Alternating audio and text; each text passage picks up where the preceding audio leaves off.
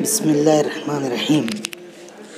جماعت ششم مضمون اردو، اس کا سبق نمبر 6 لو آ گئی برسات۔ اس کے مصنف ہے مجتبیٰ حسین۔ یہ سبق کو آج ہم پڑھیں گے اور اسے سمجھیں گے۔ اس سبق میں پہلی بات دی گئی ہے، عام طور پر 3 موسم مشہور ہیں، سردی، گرمی اور برسات۔ صحت و تندرستی کے لیے سردی کا موسم مشہور ہے، حالانکہ اس موسم میں سردی سے بچنے کے لیے ہم گرم کپڑوں میں دبکے رہتے ہیں۔ گرمی کے موسم کو عام طور پر پسند نہیں کیا جاتا ہے، تاہم طلباء کو گرمیوں کی چھٹیوں کا بے چینی سے انتظار رہتا ہے۔ کسانوں کے لیے بارش کا موسم بہت اہم ہے، بارش کے آتے ہی وہ بوائی کے کام میں جٹ جاتے ہیں۔ ہر موسم کے اپنے فوائد اور کچھ نقصانات ہیں۔ بتائیے آپ کو کون سا موسم پسند ہے؟ اس سبق میں بارش کے موسم کو کچھ اس انداز سے بیان کیا گیا ہے کہ یہ موسم اپنی پریشانیوں کے باوجود ہمیں خوبصورت نظر آتا ہے۔ مجتبیٰ حسین، ان کے تعلق سے ہم جانیں گے جان پہچان۔ مشہور مزاح نگار مجتبیٰ حسین 15 جولائی 1936 کو گلبرگہ میں پیدا ہوئے۔ ان کی ابتدائی تعلیم والد صاحب کی نگرانی میں گھر پر ہوئی۔ انہوں نے عثمانیہ یونیورسٹی سے BA کیا۔ معاون مدیر کی حیثیت سے اخباروں میں ملازمت کی اور کالم بھی لکھے۔ ان کے طنزیہ و مزاحیہ مضامین خاکوں اور سفر ناموں کے کئی مجموعے منظر عام پر آ چکے ہیں۔ ان کی تخلیقات ہندی، انگریزی، روسی، جاپانی وغیرہ زبانوں میں ترجمہ کی جا چکی ہیں۔ حکومت ہند نے انہیں پدم شری کے اعزاز سے نوازا ہے۔ قطع کلام، سفر لخت لخت، جاپان چلو جاپان چلو اور آدمی نامہ ان کی مشہور تصانیف ہیں۔ اب ہم سبق کی شروعات کریں گے۔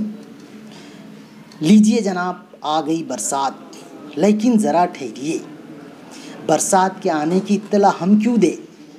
یہاں پر مصنف کہہ رہے ہیں کہ لیجئے بارش آ گئی ہے، لیکن ٹھہریے، برسات کے آنے کی خبر ہم کیوں دیں؟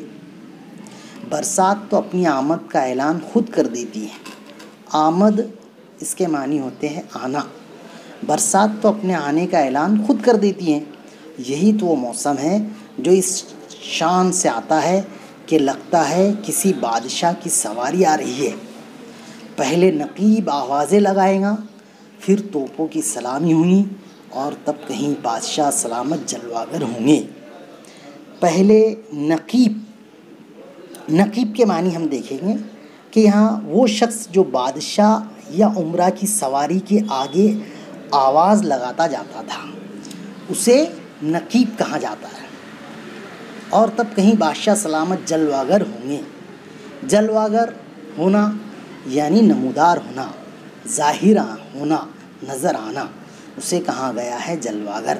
تو اس سبق کے اندر میں شاعر طنز و مزاح کے ساتھ میں اس طرح سے سبق کو لکھ رہے ہیں کہ جس طرح بادشاہ کی سواری آتی ہے تو پہلے آواز لگانے والا ڈھول کے ذریعے سے یا اور کسی کے ذریعے سے آواز لگاتا ہے، اور پھر اس کے بعد میں توپوں کی سلامی ہوتی ہے، اور پھر اس طریقے سے پھٹاکڑے کی طرح توپوں کی سلامی ہوتی ہے، اور تب کہیں بادشاہ سلامت جلواگر ہوں گے، اور جب بادشاہ سلامت ظاہر ہوتے ہیں، آتے ہیں۔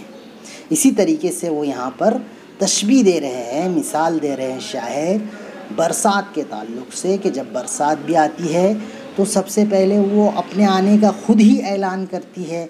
جس طرح بادشاہ سلامت کے آنے کا اعلان کیا جاتا ہے، اسی طریقے سے پہلے بارش ہونے سے پہلے آسمان پر کالے سیاہ بادل آتے ہیں، اور پھر بادلوں کے بعد میں توپوں کی سلامی یعنی گرج ہوتی ہے، آوازیں آتی ہے، بادلوں کی گرج سنائی دیتی ہے، اور پھر اس کے بعد میں بارش ہونا شروع ہوتی ہے۔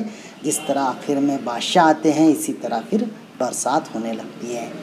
دوسرے ملکوں کی برسات کی بات ہم نہیں کرتے، البتہ اتنا ضرور جانتے ہیں کہ ہمارے ملک کی برسات بڑی دلیر اور بہادر ہوتی ہے، کیونکہ وہ دشمن پر غفلت پر میں حملہ نہیں کرتی، بلکہ اسے پہلے سے آگاہ کر دیتی ہے۔ آگاہ کرنا یعنی خبردار کرنا، اطلاع دینا، خبر دینا کہ لو ہم آ رہے ہیں، میدان چھوڑ کر بھاگ جاؤ۔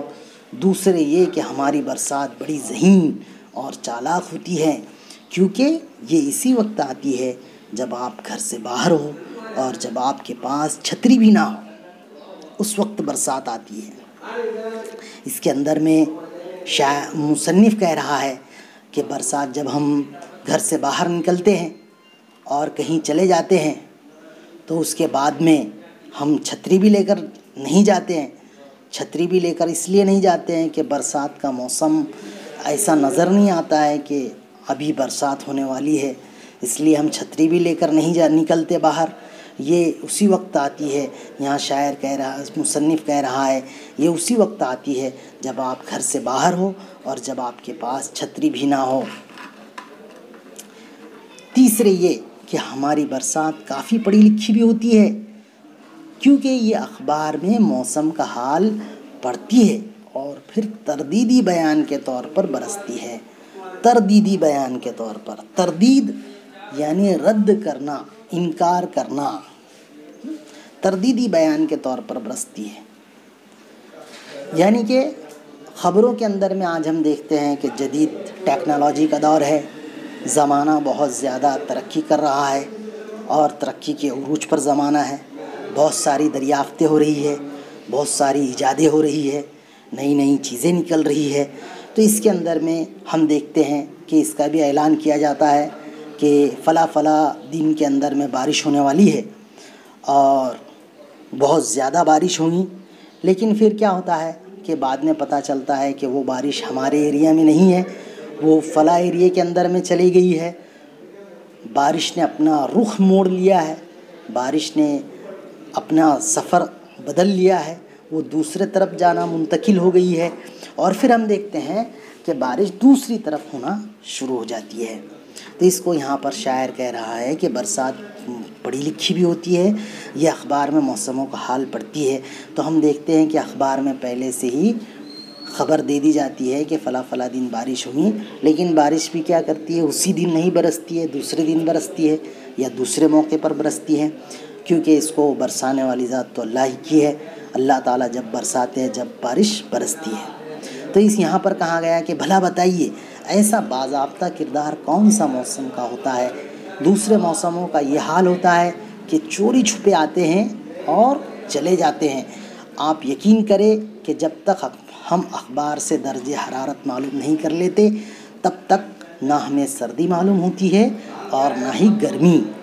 دیکھو اس میں بتایا گیا ہے، مصنف کہہ رہے ہیں کہ آپ یقین کریں کہ جب تک ہم اخبار سے درجہ حرارت معلوم نہیں کر لیتے، تب تک نہ ہمیں سردی معلوم ہوتی ہے اور نہ گرمی۔ کہ گرمی کتنی ہے اس کا درجہ حرارت دیکھا جاتا ہے، درجہ حرارت ناپا جاتا ہے کہ آج فلاں فلاں درجہ حرارت ہے، 40 درجہ حرارت ہے، 39 درجہ حرارت ہے، 38 درجہ حرارت ہے۔ اسی طریقے سے گرمی کو ناپا جاتا ہے، اسی طریقے سے ہم سردی کو بھی سردی کتنی ہے، گرمی کتنی ہے۔ ایسے موسموں کو لے کر کیا کیجیے گا؟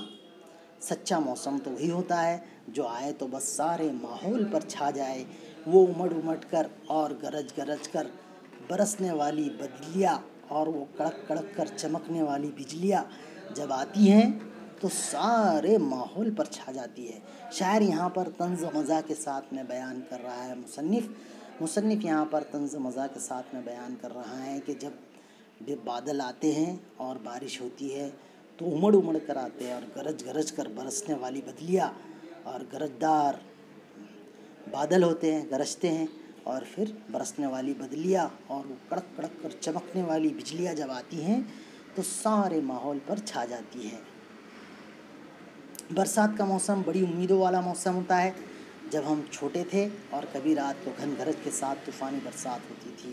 یہاں پر ہم دیکھیں گے کہ اتنا پیراگراف مکمل ہونے کے بعد میں آئندہ جو پیراگراف ہے اس کو ہم بعد میں پڑھیں گے اور سمجھیں گے۔ آج کے لیے اتنا ہی، خدا حافظ۔